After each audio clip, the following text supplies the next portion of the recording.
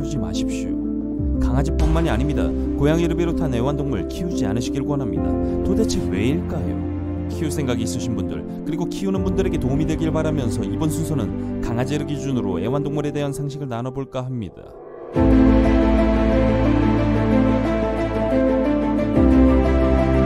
여러분, 애완동물 관련 얘기 전에 자가 테스트 한번 어떠신지요? 여기 3명의 사람이 있습니다. 강아지나 고양이가 너무 키우고 싶었고 인스타 등으로 이쁜 아가들 데리고 있는 것 보면 저도 항상 끼고 다니고 싶어요. 회사 등으로 인해 받은 스트레스로 우울증 증세가 있는데 애완동물이 도움이 된다고 합니다. 애완동물은 제 인생에서 꼭 필요한 존재이고 제 가족의 일부이자 동반자로 만들고 싶습니다. 본인은 어느 쪽에 가까우신가요? 1번과 2번에 대해 얘기해볼까요? 애완동물은 소유용만을 위해 입양하게 될 때 시간이 흐르면서 마주하는 그에 따른 여러 책임들에 의해 보통 사람들은 감당하기가 힘들게 됩니다.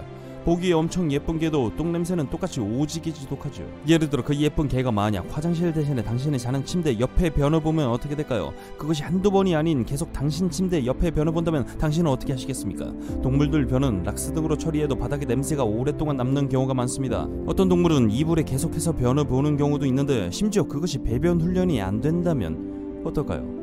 여러분은 괜찮다 하며 온전히 차근차근 키울 수 있을까요? 사람들이 스트레스와 우울증을 치료하는데 애완동물이 아주 도움이 된다는 연구 결과도 있지만 이와 같은 맥락에서 애완동물로 인해 스트레스가 쌓이게 되는 경우도 생각보다 많기 때문입니다. 당신이 나쁜 사람도 아니고 애완동물이 나쁜 것도 아닙니다. 단지 애완동물에 대한 기대와 장점만 보고 데려왔기 때문에 그런 것이죠. 대부분의 동물은 여러분의 뜻대로 되지 않습니다. 3번에 해당하시는 분들과 현재 키우시는 분들도 얘기를 해보겠습니다. 처음에 와서 쟤네들은 문제가 없었던 것 같은데 시간이 지날수록 혹시 녀석이 다음과 같은 현상이 나타나고 있습니까? 위의 목록은 영국의 한 동물단체 보고서에 소개된 강아지의 우울증 징후 10가지입니다. 여러분이 직장생활을 하는데 집에 아무도 없고 야근이 잦거나 심지어 집에 오면 산책 한 번을 갈 시간이 없다. 그럼 우울증 등의 병에 걸릴 확률이 100%라고 전문가들이 얘기합니다. 반대로 생각해볼까요? 우리들이 만약 아무것도 할 수 없는 집에서 12시간 내내 혼자 있다면 무슨 생각이 들겠습니까? 당신은 어떻게 될까요? 우울증의 원인은 여러 가지가 있지만 그 중에 큰 이유는 주인과 함께하는 시간이 짧고 그 기간이 길 때 자주 찾아옵니다. 우울증에 걸린 강아지는 여러분을 반려인으로서 잘 반기지도 않고 기존에 생각했던 애완동물로서의 역할을 점점 상실하게 되죠. 시간이 지나면 어떻게 될까요? 보통은 유기하거나 남에게 양도합니다. 그게 본인들한테나 반려동물한테 최선이라 생각하게 되는 거죠. 주인과 환경이 바뀐다는 것은 녀석들에게 더욱 심한 우울증이나 불안 증세를 보이게 됩니다. 한 TV 프로그램에서 조사했던 당신이 개를 버린 이유는 무엇입니까? 를 살펴보면 이사를 가야 해서가 27%, 너무 찢어서가 22%, 배변 문제 때문에가 12%, 경제적 부담 때문에가 8%로 각각 있었습니다. 저 이유가 정말로 맞는지도 모르겠지만 어쨌든 반려견이 죽을 때까지 살았다는 가족은 단 12%밖에 되지 않습니다. 여러분은 88%가 아닐 수 있으신지요? 전국에서 구조 및 보호된 유기 유실동물만 2018년 기준 12만 1077마리입니다. 약 하루 300마리가 벌어지는 셈이죠. 발견되지 못하고 객사한 동물까지 보면 수는 더욱더 클 것입니다. 정부가 독일, 네덜란드 등 유럽 국가들처럼 반려동물의 보유세를 검토하겠다고 하지만 그것이 국세가 아닌 기금 형태로 걷어서 사회적 비용을 해소해 나갈 수 있는 반면 근본적으로 비용 문제 때문에 유기동물이 늘어날지도 모른다는 문제 등으로 찬반 논란이 펼쳐지고 있습니다. 여러분이 앞에 설명드린 내용을 보고도 정말 인생의 동반자와 같은 마음으로 양육을 고민하신다면 이 사진을 봐주십시오. 이 강아지는 유기견입니다. 주인이 데려간 녀석은 이렇게 변했죠. 이 고양이 역시 유기묘입니다. 주인 덕분에 이렇게 변했고요.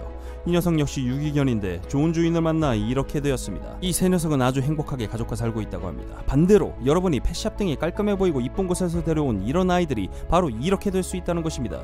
돈으로 얼마든지 구할 수 있는 애완동물의 물품이나 미용보다 사실 중요한 것은 여러분이 애완동물과 얼마나 시간 함께 보낼 수 있느냐가 중요합니다. 이 근본적인 문제가 해결되지 않으면 번식장, 개공장과 고양이 공장 같은 곳에 배설물과 구더기가 가득한 닭장 안에서 강제교배 혹은 주사바늘로 인한 인공수정으로 수차례 임신과 출산을 강제로 반복하며 불법 제왕절개 수술까지 하는 사회적 윤리적으로 문제가 가득한 그런 동물 판매업자들이 줄어들지 않을 것입니다. 이것은 우리가 먹기 위해 키워지는 동물과는 다른 차원의 문제입니다. 동물은 기본적인 식욕을 채우기 위한다는 목적이 아닌 의사소통과 교감을 하는 대상일 때, 그런데 그것이 단순히 자기 만족을 위한 수단으로 받아들였을 때 그 동물은 소모품이 아닌 소모품으로 전락하게 되어버립니다.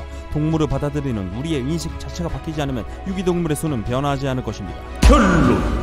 애완동물은 여러분의 가족이고 일부이자 동반자로 함께하겠다는 마음이 있으시다면, 그리고 그들을 위해 자신의 스케줄을 조정할 수 있는 마음가짐이 있으시다면 그때 최대한 입양으로 키우길 추천해드리고, 그렇지 않다면 애완동물 키우지 마십시오. 현 시점에서의 우리들에게 상식이란 바로 이런 것입니다. 유익하고 도움이 되셨다면 좋아요와 구독을, 별로였다면 싫어요를 눌러주세요.